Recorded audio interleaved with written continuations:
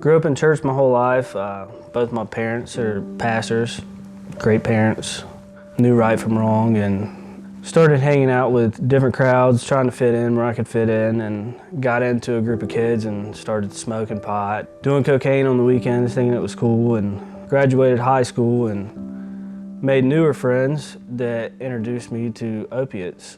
Started off as, one here, one there, and then it got to where it was a necessity of life.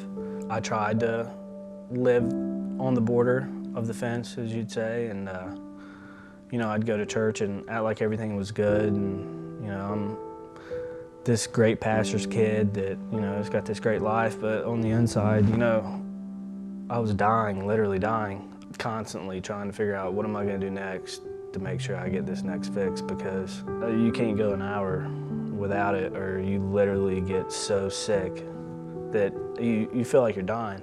Decided to get clean, and while on the road after getting clean, I relapsed. And when I relapsed, I came back home, tried to find the pills that I were doing, and of course I couldn't afford them because they were so expensive. So I turned to heroin. Heroin and opiates were my drug of choice, but if it got you high, I would do it. I literally do it. It's kind of crazy. There's nothing that explains the way it feels when you do it. From the first time I did it, I was hooked. So for the next 3 years, I went from, doing it recreationally to having to have it to a full-blown heroin addict. I would do pretty much anything I had to do to get my next high. Hurt family members, hurt friends, lose friends. I'll never forget, my brother called me once and asked me, why can't you just stop? And there's no way to explain it, so it's hard to stop something that you're so hooked on and that you have to have every day just to live. I literally couldn't go an hour without getting high. And then after the high part goes away, you pretty much do it just to feel normal. Just the sickness from it was so bad, it's like having the flu times 1,000. It all came out kind of crazy to my parents that I was a drug addict, but I remember laying in my bed at home, sick as a dog, and I literally told my mom one night, I said, if you love me, just put a bullet in my head. I can't do this anymore. I believe it was March 2013. I actually got pulled over on my way home from Dayton. I used to bring heroin home from Dayton and sell it, and to get money to actually use the drugs, and that day I slipped up and I got caught. Went through the courts and all that and got actually a thing they call in lieu of conviction, which is where you can complete a program, and after you complete their program, you're free. Well, I wasn't ready to quit getting high then. So I tried to beat the program, beat the process, lie about everything that I was supposed to be doing, and it still never worked. So they would give you sanctions every time you messed up. I was one of my last straws, and after doing 30 days, I got out and they put me in a halfway house. A lot of people don't realize this, but a halfway house is pretty much a house full of drug addicts. So I ended up using again, failed another drug test, and my probation officer told me, this is it. I literally had the judge tell me, you're a lost cause. The day you get out, you're either gonna go right back or you're gonna die. Gave me 10 months to an institution. Well, while there, I got put in solitary confinement for 30 days. And I'd say the worst that I've ever been in my life of being a heroin addict was the moment they took me to solitary and that door closed and locked. I realized that for the next 30 days, I would be by myself in an 8x12 cell for 23 hours a day.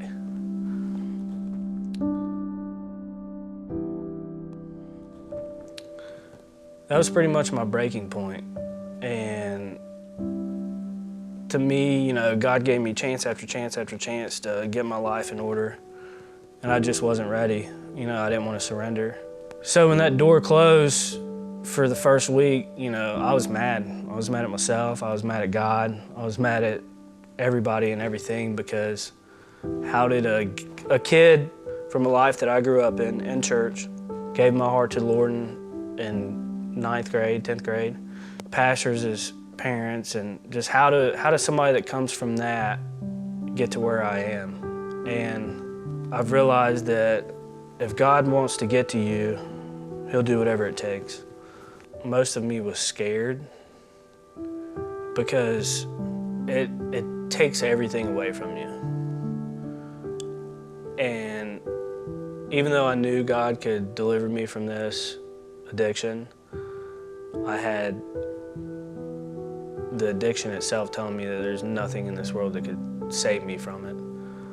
So for the next 30 days, I pretty much read and prayed and talked to God every day. And I remember the day I got out, that 30th day when I got out of solitary, do I go back to that life? You know, do I just only do the praying and reading and talking to God just for that 30 days because I had nothing else better to do, or am I gonna let that change me? And I let that change me. So I got out in October, and it was like I got another test given to me. So after I got out, my parole officer gave me a no contact with my family. I had to go back to the halfway house, and I had 30 days to find my own place. When I got to the halfway house, you actually have bunkies there. It's a guy who shares a bunk bed with you. Mine actually happened to be the main dealer for the house that sold dope. So I'm like, well, here's another test. But I didn't really let it stop me because all the stuff I'd been through, and I was just ready to move forward with life and see what, you know, God has to offer for me.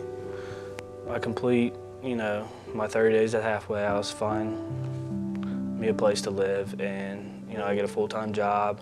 I'm definitely thankful that, you know, God allowed me to experience the things I did, because I know that he can use me to help others who are lost and who are, you know, struggling. Now, looking back now, I never thought I would have the things I have. A wife that loves me, 2 wonderful kids, a house. You know, I don't remember who said it or where I heard it, but it said, let go and let God. And that is probably one of the best phrases or statements. You want to hold on to everything so long and bottle it up or think nothing will ever change, but if you just let go and let God take over, he'll change your life completely. If you're struggling with this, don't be scared to tell somebody. You know, that was my biggest thing. One, I was afraid that they would, you know, think I'm just some junkie, think I'm a failure, think I'll never change. The devil puts all these thoughts in your heads while you're using, because he doesn't want you to stop. If I can make it to 5 years clean, anybody can. I mean, I was one of the worst. Don't give up. It's tough, but you can do it.